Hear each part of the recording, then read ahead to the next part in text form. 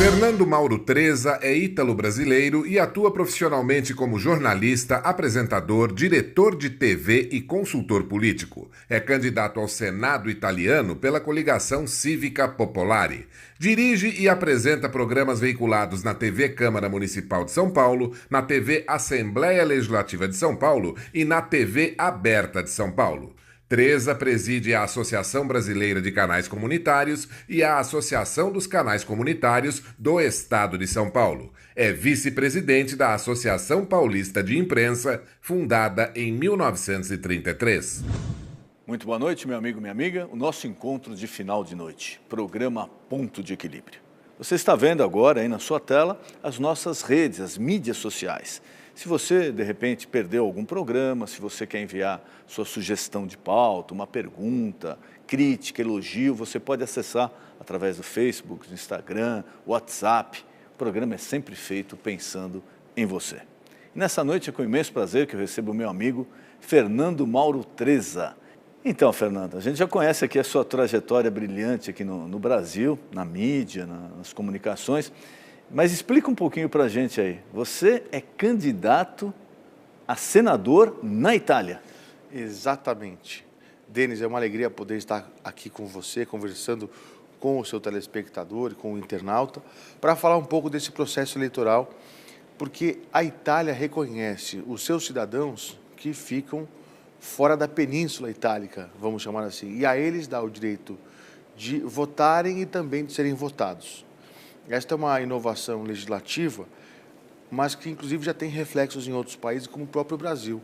Aqui no Brasil nós temos uma PEC, um projeto de emenda constitucional, que também deve no futuro permitir que os brasileiros, por exemplo, nos Estados Unidos, tem uma comunidade grande de brasileiros lá, vamos imaginar 500 mil brasileiros, que esses brasileiros possam também não apenas votar para presidente, que hoje já é permitido, mas possam votar para deputados e senadores. E entre eles eleger um deputado ou um senador que possam representá-los no Congresso Nacional em Brasília.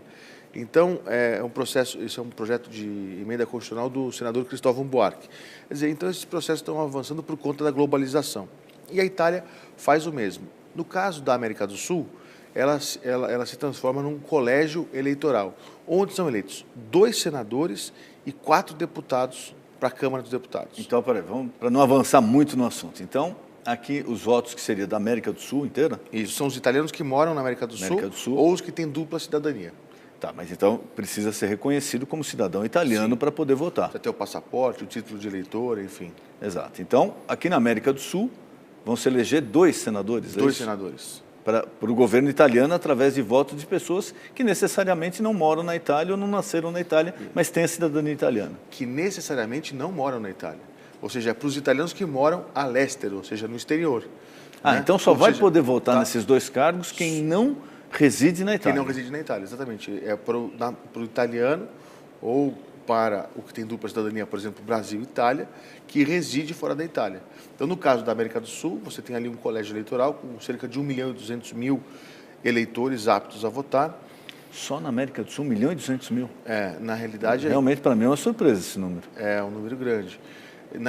Se você imaginar que nós temos aí... A Itália tem cerca de 60 milhões de habitantes. 10%, ou seja, 6 milhões, moram no exterior. Ou seja, 10%, além dos 60 milhões de Itália, ainda tem outros 10%, outros 6 milhões que moram no exterior. Mas esses são aqueles que têm cidadania reconhecida. Porque a gente tem muitos ítalo-descendentes que não fizeram o reconhecimento da sua cidadania. Esse número chega a 60 milhões, ou seja, uma outra Itália... Fora da Itália. Fora da Itália. É um número muito grande e a gente também tem que levar em consideração que a Itália foi um dos países que mais produziu emigrantes, ou seja, pessoas que moravam na Itália no século XIX saíram para buscar trabalho, enfim, emprego. Então, você comentava que o Brasil é o país que tem maior número de descendentes italianos do mundo. Do mundo, é. No caso do Brasil, são cerca de 30 milhões de descendentes italianos. Para a nossa população de cerca de 200 milhões, a gente está falando de 15% da população tem alguma relação de sangue com a Itália. A cada 6 almas, uma tem ligação com a Itália. Quando você fala descendente, como é que tecnicamente se apura isso? Quem é descendente de italiano? Quem poderia pleitear a cidadania italiana? O filho do italiano, o neto, o bisneto, o trineto, o quarto neto. Não existe um limite de gerações. Ou seja, se você tem um antepassado que nasceu na Itália, veio para o Brasil em algum momento da sua vida, e ali teve seu filho, neto, bisneto, trineto, essas as gerações posteriores que podem pedir a cidadania. E não existe limite de gerações. Então não tem essa linha de corte. Não tem essa linha de corte porque na Itália nós temos o ius sanguinis, ou seja, o direito de sangue. Se você é filho de italiano, italiano você é. No caso, neto, bisneto e assim sucessivamente. Então, e você tem aí um universo muito grande quando você tem a cidadania italiana, porque você tem uma abertura não só para a Itália, mas para o mercado comum europeu, para a comunidade europeia, né? Então, muita gente, inclusive aqui no Brasil, acaba, depois de ter a cidadania, se mudando para a Itália ou se mudando para a Europa para buscar uma nova vida, né? Um novo momento da sua vida. E alguns realmente voltam para a Itália para ter, inclusive, o encontro com as suas raízes, né? Então, é uma coisa assim muito interessante que a gente vê que realmente acontece. Você falava, desculpe, a respeito da eleição, que é nesse mês aqui de fevereiro. Isso. E é muito diferente do nosso processo eleitoral aqui no Brasil. Explica para a gente um pouquinho como é que funciona a eleição na Itália, quais os requisitos, o voto é obrigatório, não é? E que nem agora querer saber do amigo, como é que surgiu essa ideia de você sair candidato ao Senado na Itália? Ok. Na realidade, na Itália, o voto é facultativo. A eleição na Itália acontece como a do Brasil, no sentido de que as pessoas vão às urnas para poderem votar. O voto é pelo voto, vamos chamar assim, discricionário. Você vai e escreve o voto. Não é como no Brasil que tem a urna eletrônica. A Itália não usa a urna eletrônica. E quando você está no exterior, ainda um pouco diferente, porque o voto, as cédulas de votação chegam na sua casa pelo correio. Você recebe uma cédula para votar no deputado e uma cédula para votar em senador. Ah, então, isso para quem mora fora da Itália? Para quem fora mora da Itália. Lá na Itália, não. A pessoa se dirige a uma zona eleitoral e normal vota e normalmente. Isso. E aí, quando você está no exterior, você primeiro faz o voto no partido. Isso é uma questão também muito interessante, que aqui no Brasil seria o voto de legenda, na Itália você primeiro faz um X sobre o partido que você quer escolher. Tá. E depois do lado você tem uma linha em que você escreve manualmente com uma caneta azul o sobrenome do candidato que você quer ver eleito como deputado ou como senador. Não tem aquele quadrinho para você fazer só o X, aí você tem que escrever o nome do candidato. Tem que escrever, no caso, o sobrenome do seu candidato. Então, é aí que eu queria abrir já um parênteses, né? Você falou da urna eletrônica. No mundo, se eu não me engano, só 3 países usam a urna eletrônica. O Brasil, a Venezuela e mais um outro que me foge agora, me escapa pela memória. Mas aí o complexo ainda é um pouquinho mais complicado, porque não é aquele simples fato de você ir num papel e fazer um X. Você tem que escrever o sobrenome do candidato. Exatamente, ou o nome completo ou o sobrenome do candidato. E não pode rasurar, não pode errar, não pode ter nada errado, senão o voto também fica, o voto é anulado.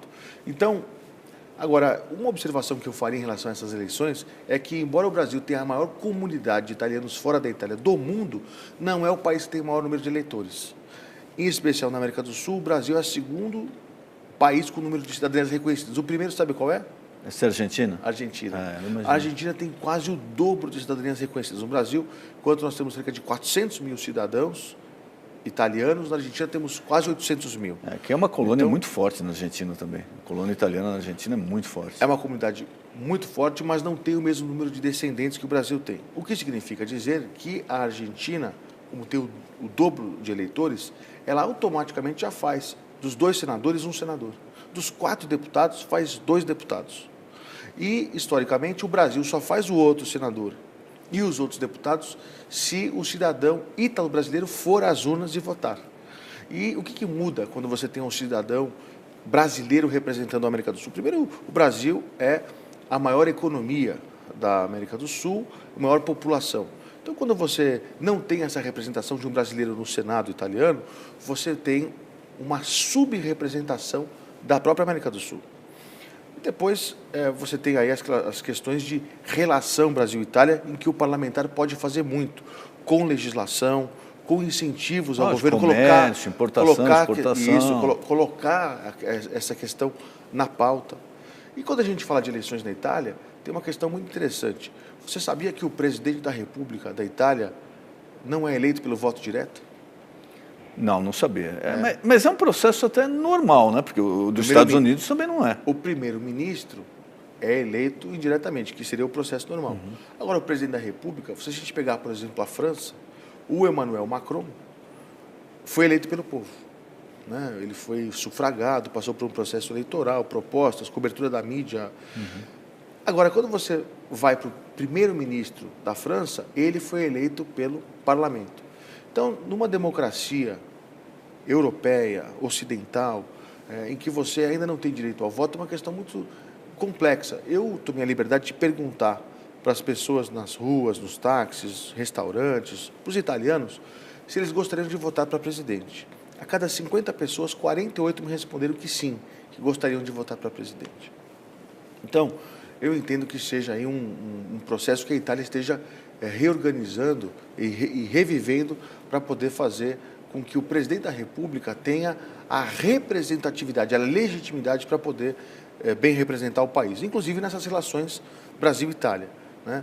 Não sei se você sabe, mas quando a gente fala da Argentina, um processo de cidadania na Argentina demora 2 anos. No Brasil, o reconhecimento pelo mesmo sistema consular demora 12, 15 anos. Então, mas quando você abordou, a primeira coisa que me veio à mente foi isso. Existe um preconceito. E a burocracia, ela já está tão enraizada na cultura do brasileiro que a pessoa fala, olha, nem vou começar, isso que vai demorar. Exatamente. Então ela já desiste mas quando começa, mas quando começa demora 12 anos, demora 15 anos. É muito tempo. Muito tempo. Na Argentina, por que demora só 2 anos se a lei é a mesma, se o serviço consular é o mesmo? Porque, infelizmente, você acredite se quiser ou não, na época da Segunda Guerra Mundial, o Brasil ficou ao lado dos aliados, dos Estados Unidos, contra o eixo, contra Tóquio, Berlim e Roma. Muito bem, nesse contexto histórico, os italianos aqui no Brasil acabaram sendo realmente muito perseguidos, como os japoneses, como os alemães. Tiveram que mudar o nome do clube, Palestra Itália teve que... mudou para Palmeiras. Mudou para Palmeiras, o Germânia mudou para Pinheiros e assim sucessivamente. Então, isso se arrastou nos anos 50, 60, 70, 80 e não teve ainda um momento em que você teve um presidente da República italiano que viesse eleito pelo voto popular e dissesse, vamos colocar uma borracha daqui para trás e vamos começar uma vida nova com o Brasil. Tivemos aí alguns incidentes internacionais, como o caso do Cesare Battisti, que congelou as relações Brasil e Itália porque o Brasil não queria fazer a extradição do Cesare Battisti quando a Itália pediu. Mas a Itália, ao contrário, nos entregou o pisolato quando a justiça brasileira pediu. Então, essas relações, elas não são simplesmente econômicas, tem um pano de fundo político nessas questões. Por isso eu defendo que aqui nos consulados, em especial do Brasil, quando você tem um tratamento que é realmente difícil, complexo, e às vezes até discriminatório em relação ao ítalo brasileiro, o enfrentamento não se faz apenas com dinheiro. É lógico que você precisa de infraestrutura, precisa de dinheiro, precisa de gente, precisa de recursos, mas também você precisa de um diálogo com o governo central na Itália para dizer o seguinte, os italianos que moram fora da Itália que fazem a grandeza internacional da Itália, difundem a sua música, difundem a sua cultura, difundem a sua culinária. Né? Então, merecem respeito, precisam ser tratados com respeito, e é isso que a gente vai exigir estando no parlamento, no Senado italiano. Você uma vez eleito, e nós vamos torcer para isso acontecer, o seu trabalho será exatamente igual aos senadores eleitos pela Itália. Não muda ou existe nada. Alguma distinção? Nenhuma existe distinção. Alguma limitação ou não? Nenhuma. É a mesma pode coisa? participar do processo legislativo igual, propor leis, vetar leis, votar como fosse um senador eleito na própria Itália. Porque, na realidade, é assim que a Itália entende. Você é um senador eleito pelo povo italiano, só que mora no exterior, né? O povo italiano que mora fora da Península Itálica. E né? as atribuições do senador na Itália são parecidas aqui com as do Brasil ou não?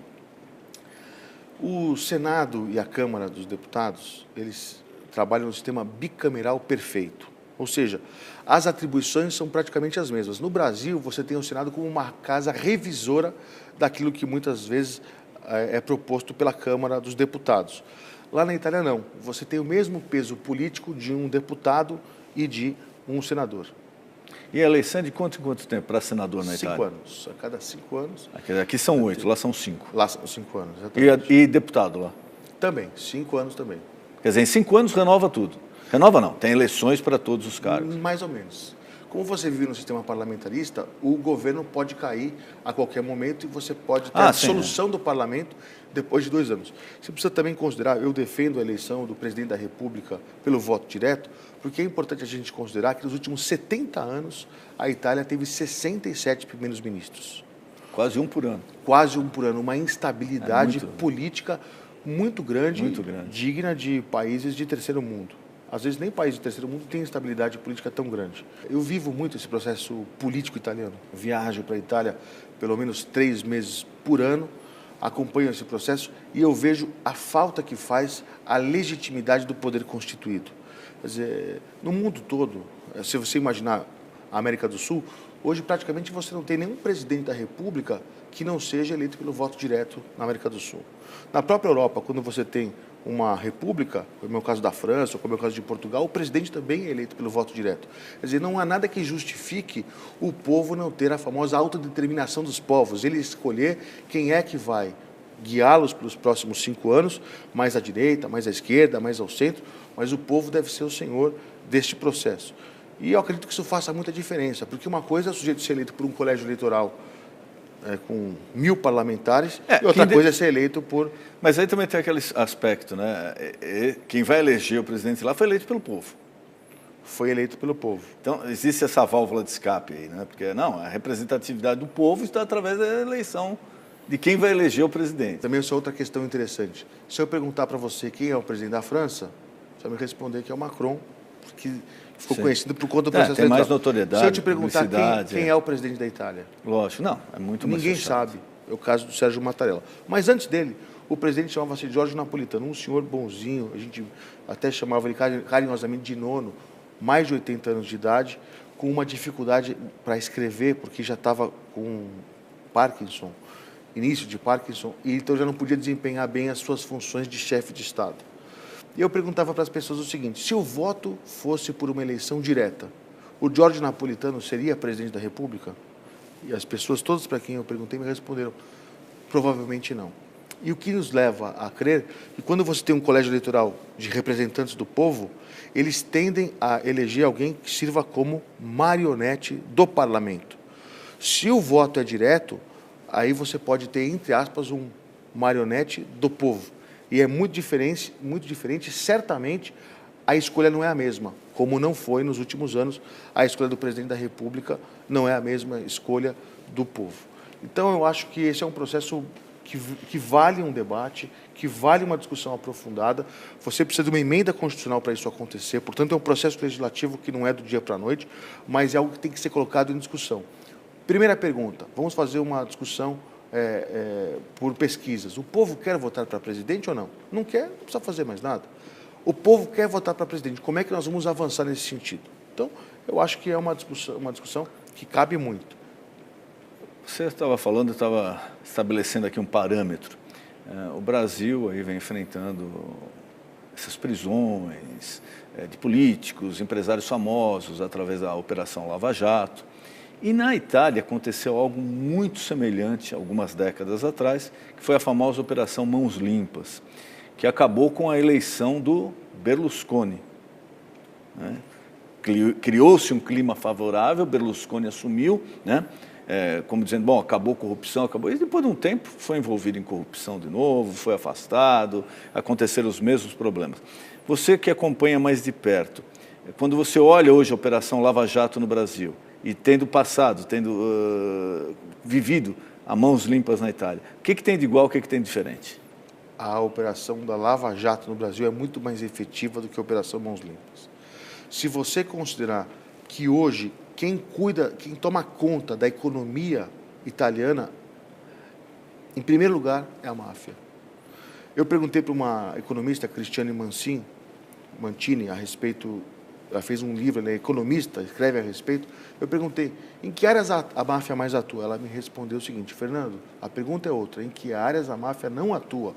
Porque ela atua na questão do jogo, das bebidas, dos restaurantes, das baladas, do comércio exterior, do vinho, do azeite, etc, etc, etc, etc, de maneiras que nos bancos, de maneiras que você tem que perguntar onde é que a máfia não está. E quando você teve a Operação Mãos Limpas na Itália, você pode perceber, se você lembrar, puxando a memória, quem eram os presos da máfia? Senhores de 78 anos, 80 anos. Você lembra das fotografias, das imagens? Você via jovens... Os capos, né? Você via os jovenzinhos sendo presos? Não. Foi um grande acordo que aconteceu para prender exatamente os grandes capos, os grandes chefes da máfia que já tinham passado pela vida, já tinham vivido e que foram meio que para o matadouro. Olha, quer dizer, houve uma substituição, uma renovação, mas a atividade continuou. A atividade continuou, os filhos continuaram e hoje a máfia é uma das principais forças econômicas da Itália. Infelizmente, é assim. Então, agora, a Lava Jato não. A Lava Jato, quando ela começou a avançar, ela começou a prender deputado, senador, ministro, quando chegou a condenar agora um ex-presidente da República. Enfim, você teve aí um arcabouço em que ninguém passou incólume à questão da Lava Jato. Você via gente realmente das mais graúdas aí sendo presas ao longo do processo. O Berlusconi foi uma decepção? O Berlusconi foi uma decepção sob o ponto de vista moral, sob o ponto de vista, né, da questão das festas, sim, e tudo mais. Tal. Mas sob o ponto de vista do governo, a Itália cresceu economicamente, a Itália tinha uma questão de uma política migratória, do acordo que ele fazia com uma marca Gaddafi da Líbia, que eu, inclusive, nem considero válido esse tipo de acordo, porque você está negociando com um terrorista. O Gaddafi era um terrorista, né? Mas parece que eles gostavam das mesmas festinhas, né? Parece que gostavam das mesmas festinhas. Se davam bem. O que acontece? Mas eles tinham uma política migratória em que você não tinha o número de imigrantes que tinham, como hoje nós temos na Itália, a economia italiana crescia e a Itália era realmente mais respeitada no mundo por conta até da estabilidade política. Você tendo o primeiro-ministro por um ano, na Itália já é uma vitória. 2 anos, imagine você, 3 anos, 4 anos um premier, isso realmente a Itália não teve nos últimos 70 anos. Então, sob esse ponto de vista, e o Berlusconi vai ganhar as eleições agora, provavelmente, não sei se você viu as sondagens eleitorais, não o Berlusconi sozinho, que é o partido dele, Força Itália, mas o grupo dele, né, que é o Força Itália, o Lega Norte e Fratelli d'Italia. Esses 3 grupos formam uma espécie de coligação, que a gente chama aqui no Brasil, lá chama-se aliança. Essa aliança já tem a perspectiva de ter 36%, 37% dos votos. Se fizer 40%, o que é muito difícil, mas se fizer 40% dos votos, ganha o prêmio de majorança, ou seja, vai escolher o primeiro-ministro. E o Berlusconi pode votar... Atingindo 40% de votos, o partido ou a coligação indica o primeiro-ministro. E deve ser o Berlusconi se ele ganhar nos 40%. Se ele não ganhar, aí tem um período para você fazer as composições no parlamento italiano, que grupos se juntam a esse para ter maioria. É a maioria simples, 50% mais 1. A hora que tiver essa maioria, esse grupo indica o primeiro-ministro. E eu estou dizendo para você que o Berlusconi está muito cotado para isso, voltando como o Cavalieri, por cima disso tudo e tudo mais, até por conta das políticas que ele vem propondo. Ele propõe fechar as fronteiras da Itália em relação aos imigrantes, ele propõe deportar todos os imigrantes ilegais que estão no país, ele propõe... Né? Você falou no assunto aí que é importante na Itália e no mundo inteiro. Você não acha que existe um pouco de... eu diria, essa parte de imigração?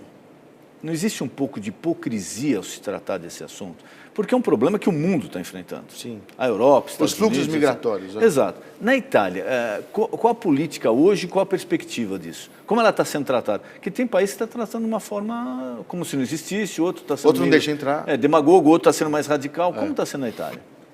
Na Itália você tem aí alguma coisa hoje como quase 1 milhão de imigrantes que vêm da África e que vêm do Oriente Médio. Tem um número maior ainda que são os do leste europeu. Você tem, então, um número de imigrantes muito grande. Esse número que você falou, 1 milhão, é o quê? Por que período? Nos últimos 5, 6 anos, vamos chamar no pós-Berlusconi, né?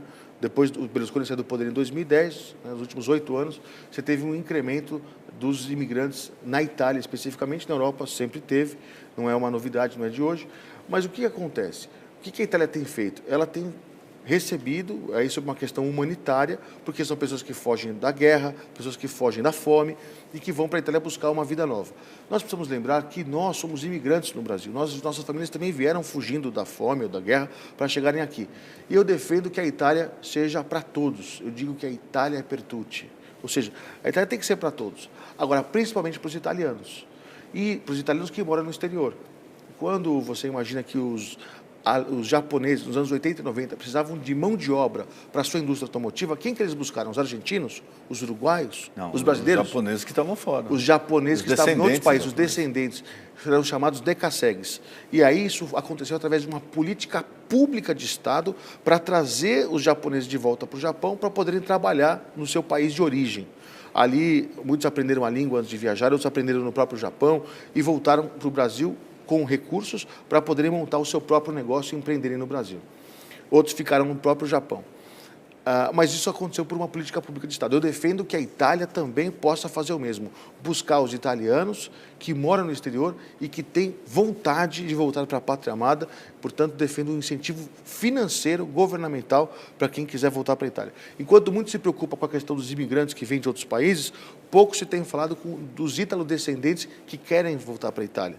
Eu acredito que seja uma grande solução para a Europa e, em especial, para a Itália. Mas para o trabalhador italiano, quando eu digo que esse problema de fluxo migratório, ele deve ser mais aprofundado, por quê? O político, às vezes, dependendo do lado da balança que ele está, ele se demonstra mais favorável ou contra. Mas eu digo aí para o trabalhador comum italiano, porque, vamos supor, nenhum lugar do mundo está sobrando dinheiro. Todas as economias estão passando dificuldades. Sim. Aí, de repente, esse trabalhador italiano fala, pô, mas esse camarada, ou ele veio fugido, ou ele veio por um outro motivo, mas ele está tirando o meu emprego aqui. Eu estou desempregado e ele está empregado. Como é que se trata isso lá? E também você tem que levar em consideração que o jovem italiano tem uma escolaridade muito alta. Ele, depois do colégio, vai fazer faculdade, de formação universitária. Ele não é o garçom, ele não é o cara que vai lavar prato. Então, como ele não tem o emprego de alta renda que ele precisa, ele vai para outros países, vai para a Alemanha, vai para a França, enfim, ele sai da Itália. Então, você está tendo um êxodo de jovens talentos da Itália. Isso é muito perigoso, né? Porque exatamente, o país vai ficando para trás. Saindo do país. Muito bem.